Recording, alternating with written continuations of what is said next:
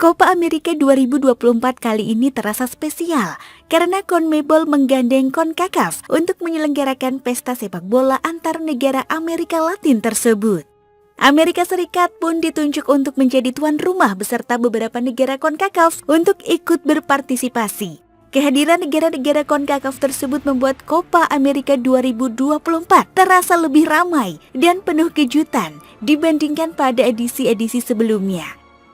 Sebenarnya negara CONCACAF rutin diajak untuk ikut serta dalam Copa America sebagai tamu undangan. Meksiko dan Amerika Serikat menjadi negara di luar CONMEBOL yang paling sering berpartisipasi di ajang Copa America.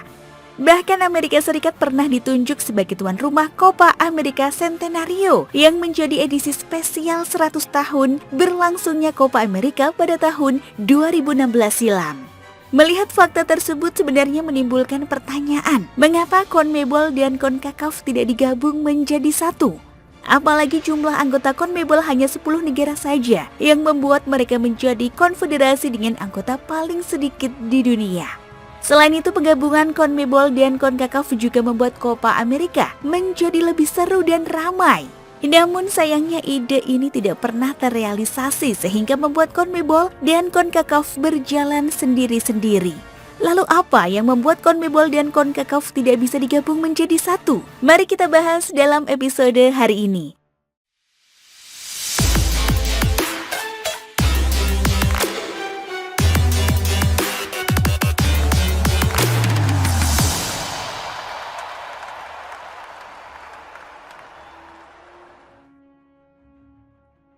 Sebelum masuk ke topik pembahasan, pastikan kalian sudah menekan tombol subscribe dan nyalakan notifikasi agar kalian tahu setiap video yang kami upload setiap minggunya.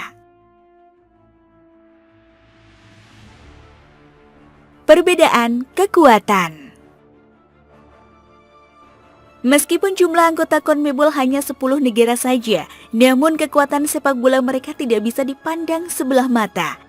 Negara-negara seperti Brazil, Argentina, maupun Uruguay berada di level yang berbeda dibandingkan dengan negara di benua Amerika lainnya. Mereka sanggup mengimbangi kekuatan negara Eropa, bahkan hanya negara dari CONMEBOL saja yang pernah menjadi juara Piala Dunia di luar negara Eropa.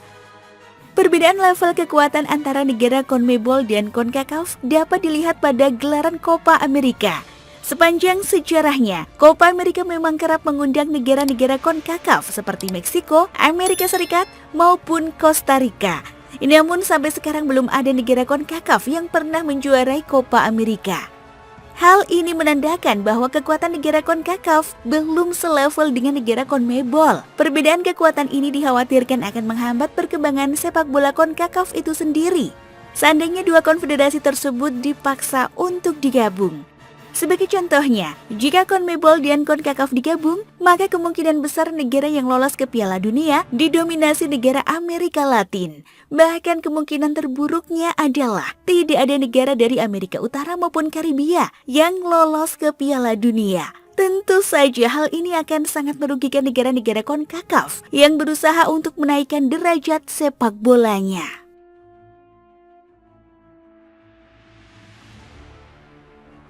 Sejarah. CONMEBOL dibentuk pada tahun 1916 dan menjadi konfederasi tertua di dunia.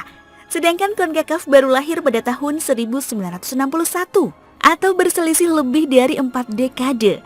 CONMEBOL sendiri sebenarnya dibentuk untuk memperingati 100 tahun kemerdekaan Argentina.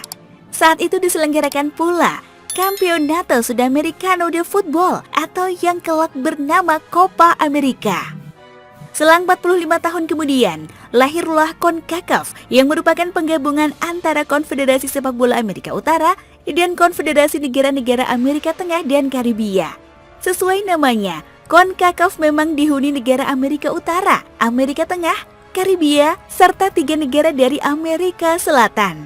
Ketiga negara yang dimaksud adalah Guyana Prancis, dan Suriname.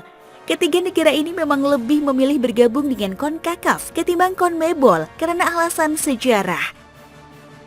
Negara CONMEBOL dihuni oleh negara bekas jajahan Portugis dan Spanyol, sementara Guyana dan Suriname dahulu dijajah oleh bangsa Belanda. Sedangkan Guyana Prancis lebih dekat dengan bangsa Prancis. Perbedaan sejarah, kultur, serta budaya inilah yang membuat CONMEBOL dan CONCACAF sulit untuk disatukan.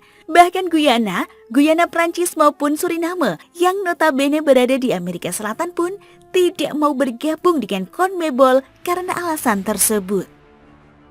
Meskipun sepak bola di benua Amerika terpisah menjadi dua konfederasi dan sulit untuk disatukan, namun bukan berarti tidak saling akur. Buktinya sudah 2 edisi Copa America yang diselenggarakan di Amerika Serikat yang notabene merupakan anggota CONCACAF. Bahkan negara CONCACAF cukup sering diajak berpartisipasi di Copa America sebagai negara tamu. Selain itu, pada ajang CONCACAF Women Gold Cup tahun ini juga mengajak 4 negara CONMEBOL untuk turut berpartisipasi. Adapun 4 negara CONMEBOL yang mengikuti kejuaraan sepak bola wanita tersebut adalah Brazil, Kolombia, Argentina, dan Paraguay.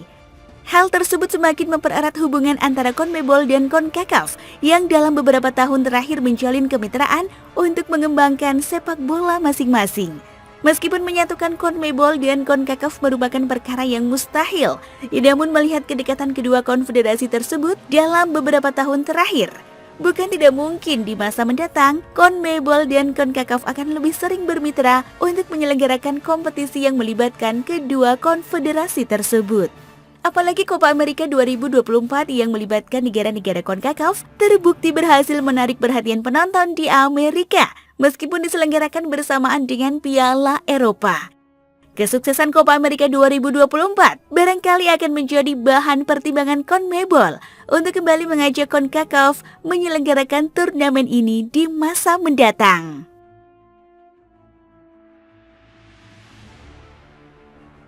Sekian ulasan kita pada episode kali ini. Jika kalian menyukai konten sepak bola seperti ini, pastikan kalian sudah menekan tombol like dan subscribe. Jangan lupa tinggalkan opini kalian di kolom komentar. Terima kasih sudah menonton dan sampai jumpa di episode Futix ID lainnya.